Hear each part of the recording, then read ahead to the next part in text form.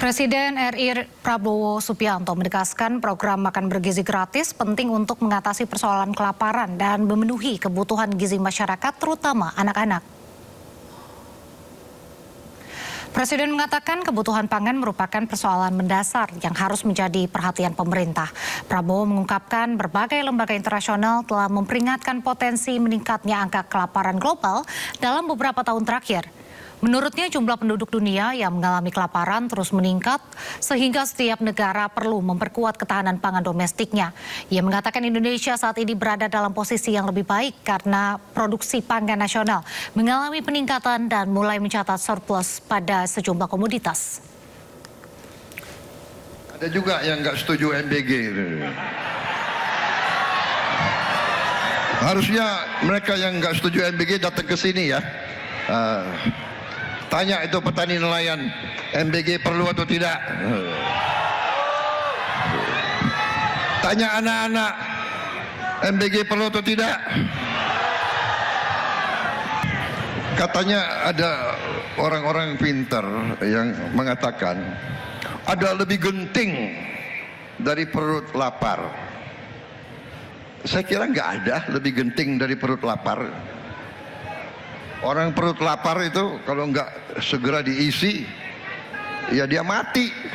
Masih di Sindosore pemirsa, aktivitas tektonik di berbagai belahan dunia meningkat dalam kurun waktu kurang dari 24 jam. 3 wilayah di beberapa belahan dunia seperti California, Jepang, dan Venezuela diguncang gempa bumi hebat. Gempa dahsyat beruntun mengguncang Venezuela. Kuatnya gempa tak hanya membuat sejumlah gedung roboh, namun juga menewaskan sedikitnya 32 orang dan melukai 700 orang.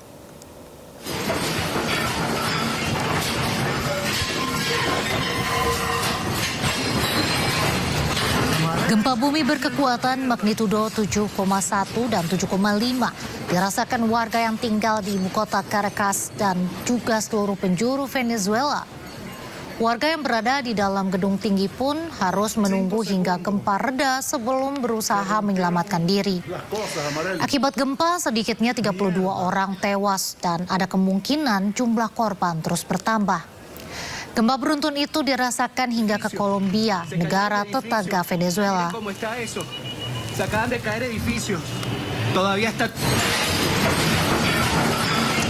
Kencangnya goncangan membuat penerbangan di Bandara Simon Bolivar terganggu.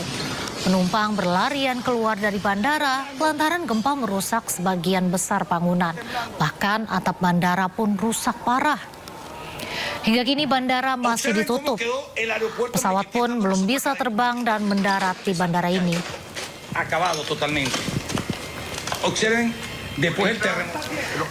Di kota yang berada di pesisir Venezuela, warga berlarian untuk menyelamatkan diri dari reruntuhan bangunan.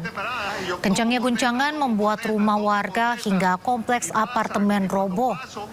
Hingga kini petugas masih berusaha menyelamatkan warga yang tertimbun bangunan. Sementara Kementerian Luar Negeri Indonesia mengonfirmasi tidak ada WNI yang menjadi korban gempa. 3 WNI di Venezuela dipastikan selamat. Gempa bermagnitudo 7,1 dan 7,5 terjadi dalam jangka waktu yang berdekatan. Pusat gempa berada di sebelah barat Muron yang terletak di sepanjang pantai Karibia. Kencangnya guncangan membuat peringatan tsunami berbunyi. Warga pun diminta untuk menjauhi wilayah pesisir. Vámonos, marico, vámonos. La familia nosotros, weón. Mira esa vaina. Gempa bumi berkekuatan magnitudo 5,6 juga mengguncang California, Amerika Serikat. Sejumlah rekaman CCTV mengabadikan kuatnya gempa.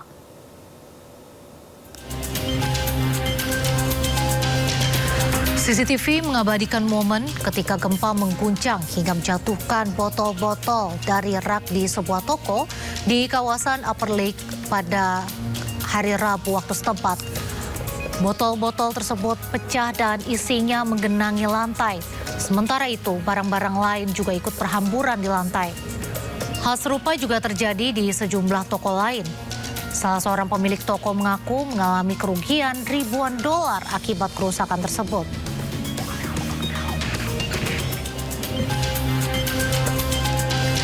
CCTV juga merekam saat gempa menggoyang kendaraan-kendaraan di area parkir di Willits.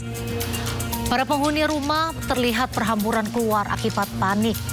Seorang warga juga membagikan video kerusakan di dalam rumah sesaat setelah gempa menjatuhkan benda-benda dari lemari.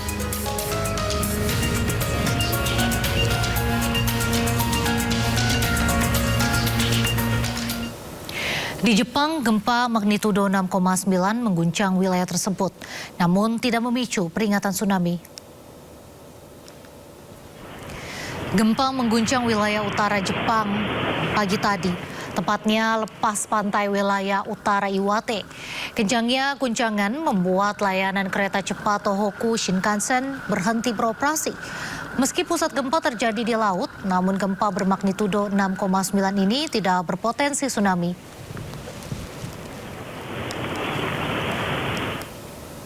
Beralih ke informasi berikutnya, pemirsa, Senat Amerika Serikat meloloskan resolusi untuk diakhirinya perang terhadap Iran. Presiden Donald Trump yang mengetahui hal tersebut mengkritisi langkah Senat Amerika. Senat Amerika pada Selasa kemarin mengesahkan Undang-Undang Resolusi War Powers atau kekuatan perang untuk mengakhiri perang dengan Iran.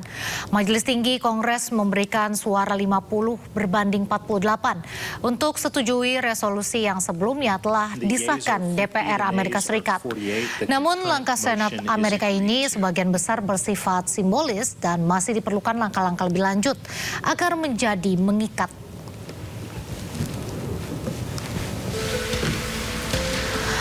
Mengetahui hal itu, Presiden Trump mengkritisi Senat dan menyebut resolusi simbolis tersebut disahkan pada waktu yang tidak tepat. Trump menilai resolusi tersebut justru melemahkan posisi tawar Amerika dalam negosiasi dengan Iran.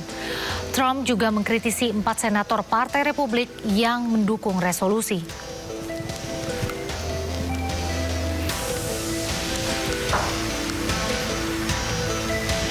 Ketua Parlemen Iran Muhammad Bagher Ghalibaf menyebut nota kesepahaman Islamabad sebagai deklarasi kekalahan Amerika.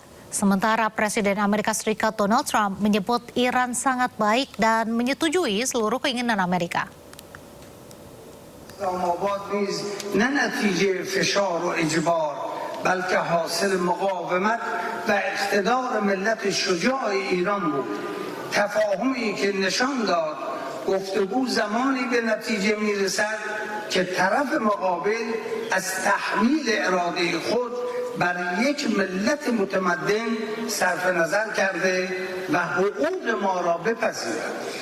به همین جهت یادداشت تفاهم اسلام آباد تبدیل به اعلامیه شکست آمریکا شد. That oil just broke the $70 number. Who would have thought that was going to happen? And that's during a war. And Iran is being very nice. They're agreeing to everything that I want. And they have to. Otherwise, we just go back and do what we have to do. Thank you very much. Di tengah konflik dengan Amerika Serikat dan Israel, Iran berhasil membangun kilang minyak lepas pantai di Teluk Persia.